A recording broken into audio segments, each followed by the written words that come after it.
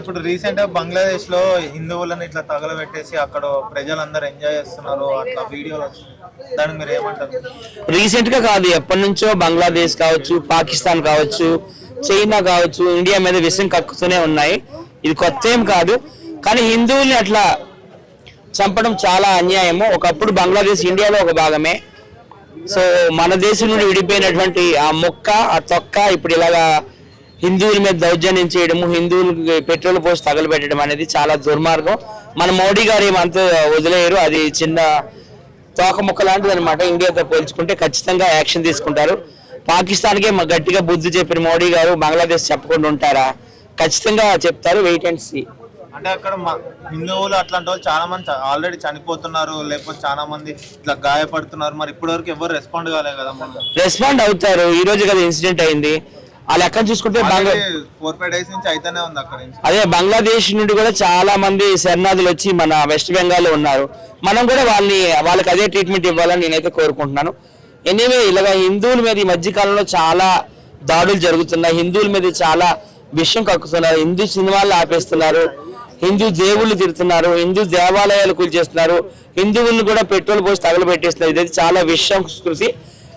అసలు 8 బిలియన్ ఉన్నారన్నమాట ప్రపంచ జనాభా, అంటే 800 కోట్లు. అందులో దాదాపుగా మనం 200 కోట్ల మంది ఉన్నాము.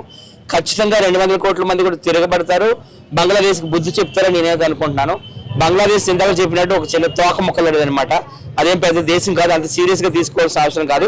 మన మోడీ గారు కానీ మోడో కానీ తీర్చారంటే బంగ్లాదేశ్ మాత్రం భస్మం అయిపోద్దని. బంగ్లాదేశ్ కి ఇండియాకి అంటే ఇలాంటి అల్లర్లు జరుగుతూ ఉంటాయి కదా, ఎందుకు స్ట్రిక్ట్ గా వార్న్ చేయలేకపోతున్నారు? బంగ్లాదేశ్ నిండా మొత్తం రాక్షసులే. ఆ దేశ అధ్యక్షుల్ని, ఆ దేశ ప్రధానులనే తరిమేసినటువంటి చరిత్ర వాళ్ళకు ఉంది, మీ అందరూ తెలుసు. ఆ దేశ ప్రధానులు, అధ్యక్షులు మన దేశంలో వచ్చి తలదాచుకునే పరిస్థితి ఇప్పుడు. సో మోడీ గారు కూడా యాక్షన్ తీసుకుంటారని నేను అనుకుంటున్నాను. వాళ్ళకి చెప్పాల్సిన పాఠం మీద చెప్తారని నేనైతే అనుకుంటున్నాను.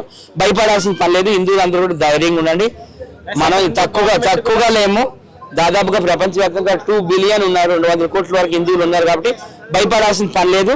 మోడీ గారు ఖచ్చితంగా యాక్షన్ తీసుకుంటారని నేనైతే కోరుకుంటున్నాను. గవర్నమెంట్ కూడా కావాలని ఇండియానే రెచ్చగొడుతుంది అనుకోవచ్చు.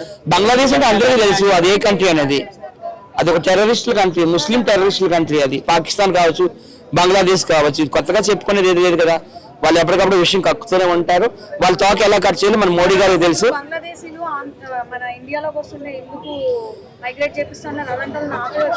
వెస్ట్ బెంగాల్ నిండా, అస్సాం నిండా వాళ్ళే ఉన్నారు శరణార్థుల రూపంలో. మోడీ గారు కూడా తక్షణం యాక్షన్ తీసుకొని బంగ్లాదేశ్ వెనక్కి పంపించాలని నేను కోరుకుంటున్నాను. ఖచ్చితంగా వాళ్ళు తోక కట్ చేస్తారు. Wait and see. కానీ హిందువులందరూ కూడా ధైర్యంగా ఉండండి, ఏకతాటి మీద ఉండండి అని నేనైతే కోరుతున్నాను. అక్కడ ఉన్న మాజీ PM కి ఆల్రెడీ ఉరిశిక్ష విధించారు. ఆమె కాకపోతే ఇప్పుడు వెస్ట్ బెంగాల్లో ఉంది, ఇంకా ఆమె బంగ్లాదేశ్ కంట్రీకి వెళ్ళలే అంటారు. అట్లా ఆమె రాకపోవడం వల్ల అట్లా ఇండియాని వాళ్ళని రెచ్చగొట్టడానికి ఇట్లా పని చేస్తున్నా అని చెప్తున్నారు. మరి దానికి ఏమంటారు? లేదు, ఇంతకు ముందు కూడా వాళ్ళు ఇలాగే విషయం కక్కారు కదా. ఇప్పుడే కాదు, కొత్త కాదు కదా. ఈ మధ్య కాలంలో ఆమె వచ్చి వెస్ట్ బెంగాల్లోనో ఎక్కడో తలదాచుకుంది, పంపించేయండి అంటున్నారు. అది కాదు, ఎప్పటి నుంచో కూడాను ఈ బంగ్లాదేశ్ వేరే కాదు, పాకిస్తాన్ వేరే కాదండి. రెండు కూడాను టెర్రరిస్ట్ కంట్రీసే. ఎప్పుడు కూడా ఇండియా మీద అవుతున్నాం. మరి ఇప్పటి వరకు ఎందుకు ఇండియా ఏమి దాన్ని అంత కాన్సన్ట్రేట్ చేయలేదంటే PM మోడీ లేదు. అప్పట్లో ఇందిరాగాంధీ గారు కావచ్చు, తర్వాత ఇచ్చిన వాజ్పేయి గారు కావచ్చు, ఇప్పుడు మోడీ గారు కావచ్చు, శత్రు దేశాలకు ఎప్పుడు పడితే అప్పుడు తోకలు కట్ చేస్తూనే ఉన్నారు, కట్ చేస్తూనే ఉంటారు, కట్ చేస్తారు కూడా.